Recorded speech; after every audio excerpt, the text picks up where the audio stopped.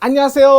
10월 21일 월요일 매일매일 여러분의 행정법의 실력을 늘어 차곡차곡 다지면서 차곡차곡 신압으로 실력을 아니 막 반짝반짝 이건 아니잖아요. 그래도 저랑 같이 하신 분들은 몇 개월 동안 하시면서 계속 또 나오는 문자 영역은 또 같이 보고 하다 보면 실력이 늘어요. 뭐 어차피 처음부터 끝까지 기본 강의 막 다 들어 머릿속에 팍 남아있고 그러진 않잖아요. 계속적으로 중요 부분, 자 기출 문제 됐던 거 하면서 문제 정답만 하는 게 아니라 저랑 같이 정리도 하고 문제도 풀고, 아이고 꽁도 먹고 알도 먹고 꽁도 먹고 자, 그럼 오늘 10월 21일 매일 행정법 정인영과 함께 월요일 스타트 한번 해볼까요?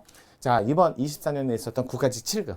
거기서 뭐 좀 물론 강론 문제도 어느 정도 포션이 있었지만 그래도 총론 문제 좀 정리해 볼게요. 강론 문제가 의외로 조금 더 나왔어요.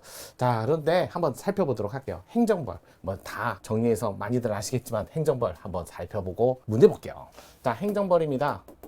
자, 행정벌 그러면 행정, 제재. 형벌도 있고 행정의 형벌도 있고 그 다음에 행정의 질서벌도 있고. 자, 이거는 과태료.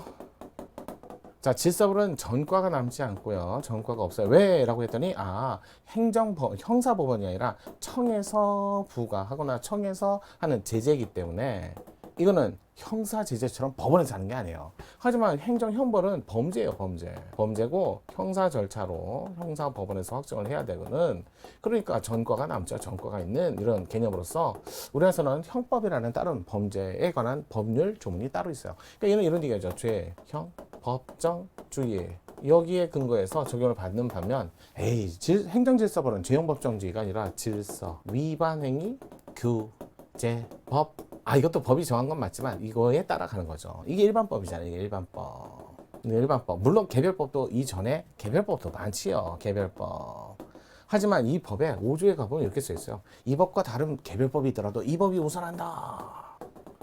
그러니까 일반법인데 아주 특이한 일반법이에요. 이 법을 따르는 거예요. 이 법하고 충돌하면. 그러면 충돌하지 않는 건 개별법대로 가는 거예요. 도로교통법 알지? 수의반응규제법에 도로교통 얘기가 어디 있어요? 하지만 도로교통에 관한 사항은 도로교통법으로 가시고, 이제 도로교통법도 있고 건축법도 있고 이렇게 개별법이 있어요. 건축 얘기는 여기는 없어요. 하지만 건축법의 과태료든 도로교통법의 과태료든 고의과실이 있어야만 부과한다. 그건 요거하고 다르니까 요걸로 쓰겠다 이렇게 되는 거죠. 그런 얘기를 하는 거야. 그러니까 과태료의 기본적인 요건이라든지 과태료에 관한 절차에 관한, 그래서 과태료,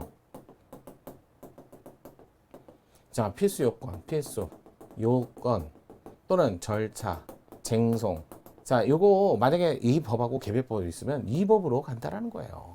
그러니까 도로를 얘기하는 게 아니라, 식품위생법을 얘기하는 게 아니라, 건축법을 얘기하는 게 아니라, 건축을 얘기하는 게 아니라 건축법의 과태료, 그냥 도로교통법의 과태료, 식품위생법의 과태료인데 과태료 부과의 요건에는 고의과실 꼭 들어가야 돼. 뭐 이런 거 얘기하는 거죠. 고의과실이 있어야 돼. 뭐 이렇게 과실 필요로 하고, 착오만으로 과태료 부과하지 않는 게 아니라 정당한 이유도 있어야 돼. 이렇게.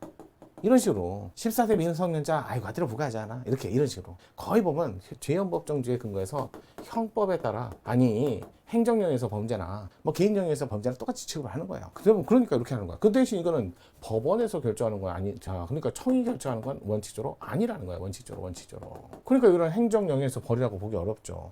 다만 형사범죄 처벌을 형사법원에서 하는데, 다만 특별한 절차로서 통고 처분 요구하고, 그 다음에 직계심판. 근데 이거는 오로지 경찰서장만, 뭐 해양경찰서장에도 관계없어 서장만. 그래서 법원에 직접 직계심판 요구하는 거죠. 딱 두 가지 배우는 거죠. 말은 처분이지만 이거는 실제적으로 형사 절차이기 때문에 통고 처분 불복할 때는 형사 절차로 가셔야 돼요. 자, 이런 것들은 기본적이고, 그 다음에 과태료 요거. 그러면서 요번에 문제 나왔던 게 이 질서위반규제법의 74조에는 양벌 규정이었어요.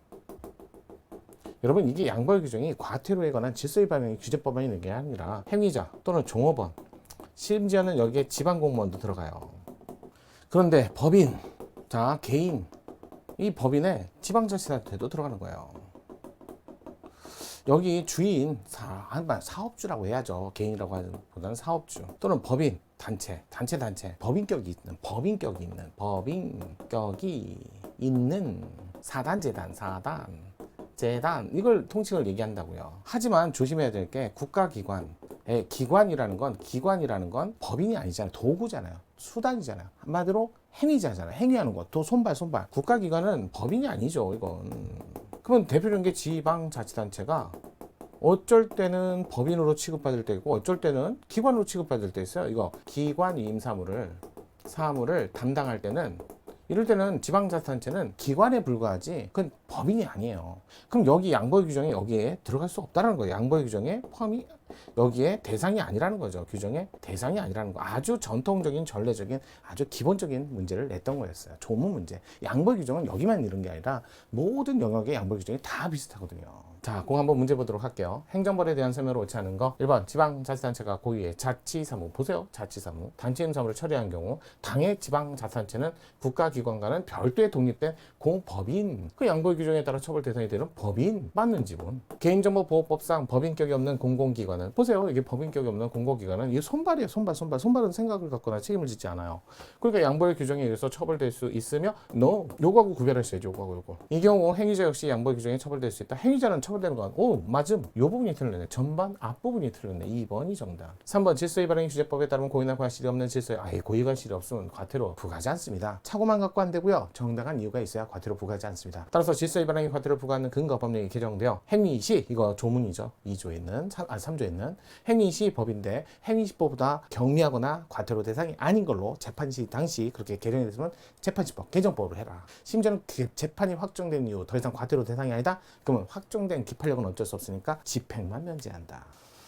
자, 더 이상 과태료 대상 이었지만 대상이 아니거나 경미하게 바뀌었다. 그러면 행위 시 법률에 적용하도록 명시하는 등의 특별한 설명이 없는 한 재판시법으로 해라. 라는 조문이 있다니까요. 그래서 맞는 지문은 1번, 3번, 4번, 틀린 지문 2번. 저랑 같이 하시면 이런 것들 챙길 수 있잖아요. 따로 혼자 공부하면 이런 거 챙겨보기 어려워요. 자, 그럼 시작했으니까 급여까지 쭉 가시는 거예요. 매일매일 습관처럼 정인영입니다.